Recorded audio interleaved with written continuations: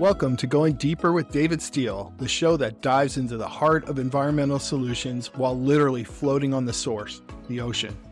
In just a few short minutes, we'll meet with the entrepreneurs and game changers that are making a difference in people's lives through the products and services they provide. Get ready to unplug from the matrix of mediocrity and plug into nature as we discuss the solutions to many of today's biggest challenges. It's time to go deeper. I'm so stoked to be out here with my new friend, William Hawkins, and here in St. Petersburg, Florida. And you can see this kind of, what is this? It's a preserve here, a mangrove area at Fort DeSoto Park. And the most amazing thing just happened. We got on our paddleboards and we're coming out here and I'm like, let's see some manatees, call them out. And literally about 5 seconds later. There were 5 of them. There were 5 Almost of them. immediately. Just super stoked to do this episode because you're going to be blown away by this guy and the things that he's up to, both on a personal level and a professional level. A company called Lonestar. And believe it or not, storing your data on the moon is really a thing. And it's pretty incredible. Obviously, you're probably like me going, what the heck are you talking about? How is that even possible? And what we're talking about is not like, is this possible? This is something that was already done. It's already happened and it's continuing to happen. Will is so smart that I'm going to ask him to explain it as if we're children so he can tell you what's going on. And they just recently had a launch. And yeah, tell us a little bit about Lonestar. So Lonestar Data Holdings was founded by Chris Stott several years ago. And they started as a lunar infrastructure build-out company. And the primary mission became to protect humanity's data off Earth. Amazing. And you recently had a launch. Yeah, we have 2 proofs of concept scheduled for this year. One launched in February as part of the IM-1 mission. Intuitive Machines built the Odysseus Nova Sea lander that we call ODI, and that landed on the moon in February. And IM-2 is scheduled to launch later this year. Now in IM-1, we had a software and storage payload, basically just files, to demonstrate the proof of concept of data backup to and from space, both in transit to the moon and while on the surface of the moon. And then later this year, as part of the IM-2 launch, we actually have our own hardware mounted to the Intuitive Machines Nova Sea lander. So we'll have our own storage, compute, communications connections, and so on for the processing of information, data backup, data recovery, and transmission from the Cislunar space on the route to the moon, and from the surface of the moon itself. And the Cislunar space is the space between the Earth and the moon. Yeah, exactly. Essentially. Yep. It's pretty incredible to think about. And I remember many years ago when I was in IT and I basically ran the network for a city in San Diego. And I was like, how can we get the data from Public Works and the police department and the fire department to City Hall? And we've come a long way, baby. You know, like they're taking content and we're not talking about megabytes or terabytes. We're talking about eventually petabytes of data.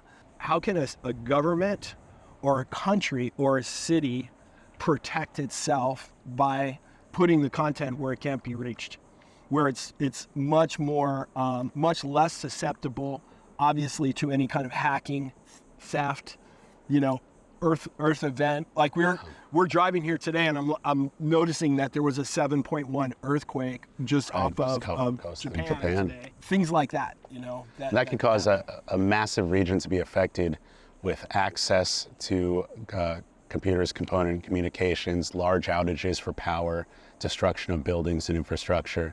So you could have an entire region of data centers go offline. And we've been seeing this happen in England with the heat waves and the subsequent blackouts, extending beyond that of battery backup and some of the generator function for multiple data centers in the UK. We've seen the floods in in Holland and Denmark take out data centers. We've seen fires take out data centers in multiple countries. We've seen regionalized outages that are communications related, or there was an error or an update. Weather events, kinetic energy, nation state attacks, whether they're digital or kinetic, bombings and other attacks. So we're still in an era where entire cloud providers, entire service providers, and entire regions of data centers can go offline and have data loss. It's incredible. The thing that was like making my mind spin was like, okay, I could see you putting this on a rocket and getting it into space, like they get a satellite into space. But I couldn't imagine how you could get data up and then also get data down once it's there. And that's the other thing that has kind of been figured out, that bandwidth quotient, so you can actually do things. And my podcast is about sustainability. Obviously, this is powered by solar because there's an abundance of it.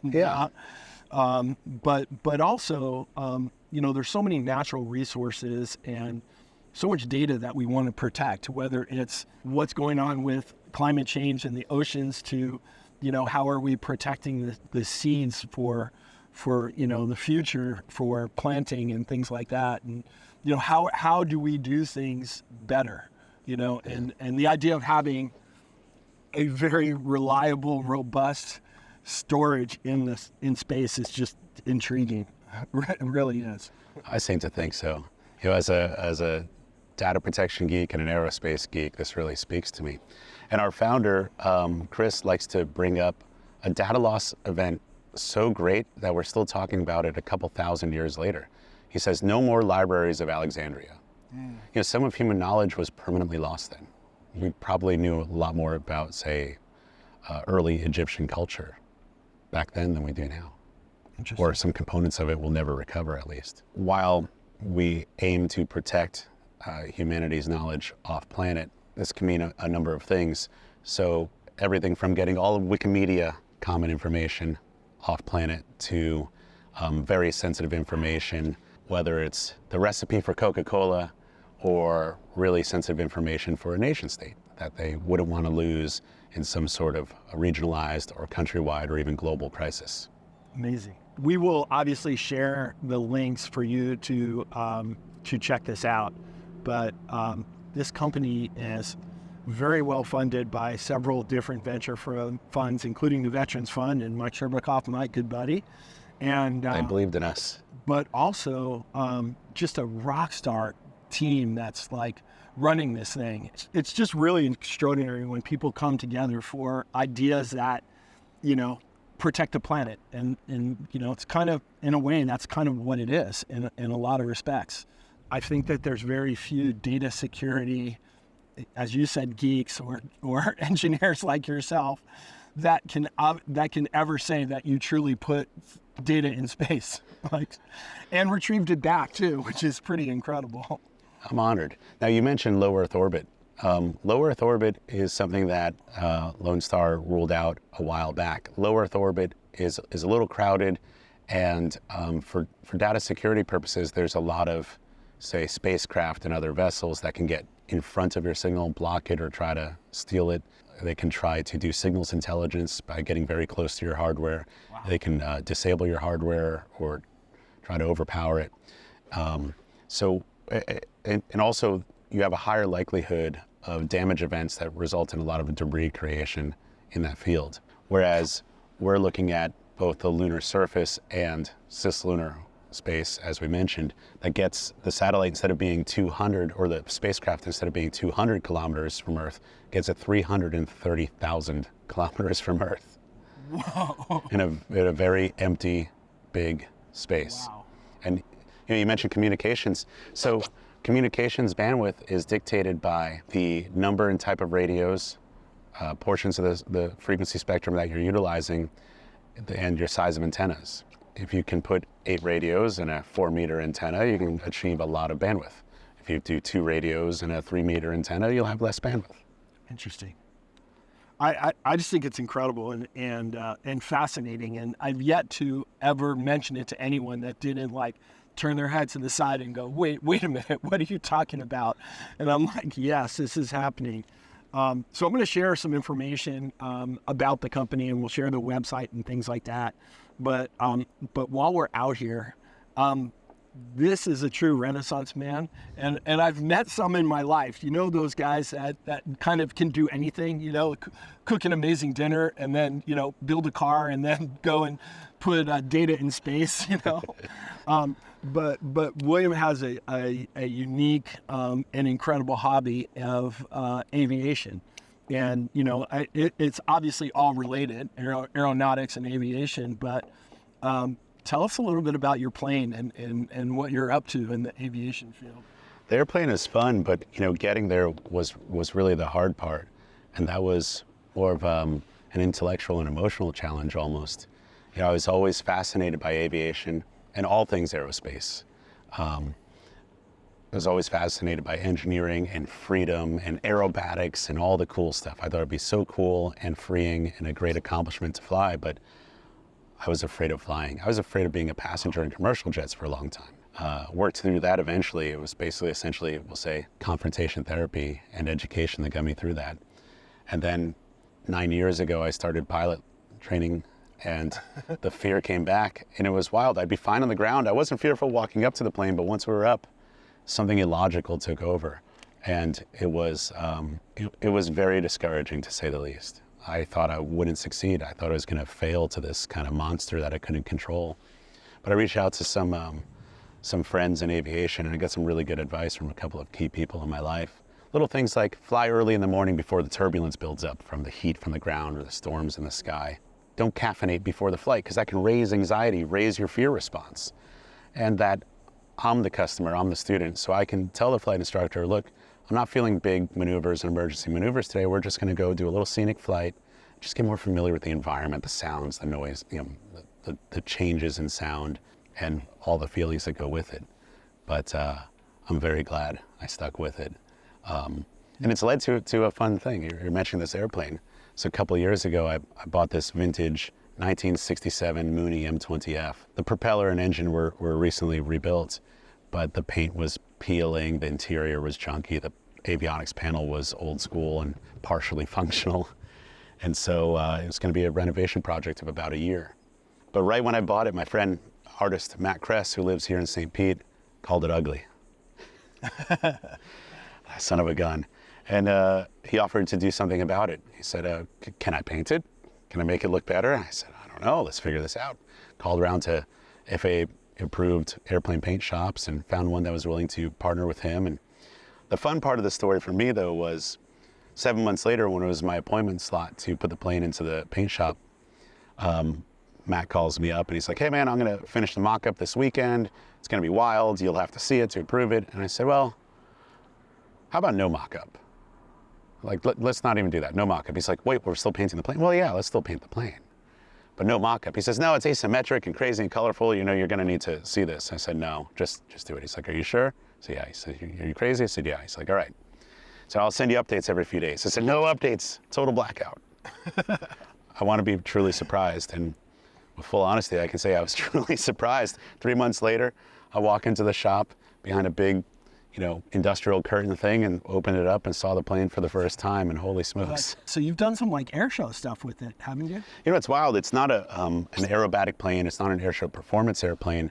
However, different sponsors and brands and airshow events have been requesting the presence. So just last week, I came back from Oshkosh, world's largest airshow, held annually up in Oshkosh, Wisconsin. It's a town of 60,000 and over 700,000 people attend. 100,000 people camp. Over 12,000 people bring their own airplane. So now imagine a parking lot with 1,000 cars, 5,000 cars. How about 12,000 airplanes? Wow. It's 2,450 acres. Oh my gosh. The airplane has now become the poster child plane for Sun and Fun, the world's second largest air show, held in Florida each year in Lakeland, Florida. It's April 1st through 6th of 2025. So very excited about that. We've got a couple air shows in the meantime. Well, you're very humble about it, but I'll brag. I think last week, how far did you come in your plane? Well, I flew here from Wisconsin, but I made it a fun trip and just flew different areas, just went to West Virginia and Tennessee, Alabama, Georgia, Florida. That's pretty incredible. I love your passion. I love what you're up to, kind of helping to secure our data in the most unique way on the planet. And, Off the planet. Off the planet.